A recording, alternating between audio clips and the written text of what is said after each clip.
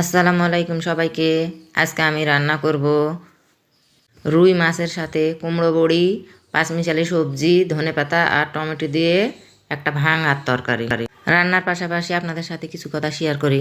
বিজ্ঞানী আইনস্টাইন বলেছিলেন, তোমরা যদি আমাকে একটা শিক্ষিত মা দাও তাহলে আমি তোমাদের একটা শিক্ষিত জাতি উপহার দেব, আর এই শিক্ষিত জাতি তোমাদেরকে একদিন উন্নতির সন্ন্যাসী করে পৌঁছে দেবে।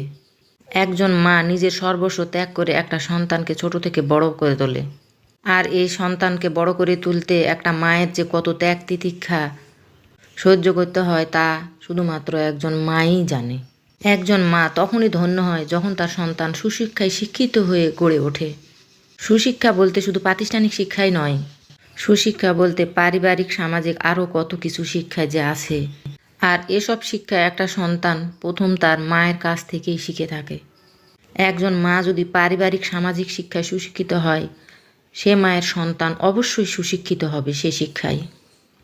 আর সেই সুশিক্ষিত সন্তান বড় হয়ে পারিবারিক সামাজিক এমনকি রাষ্ট্রের সব কিছু বড় বড় পদে নিজের সুশিক্ষার প্রমাণ দেবে।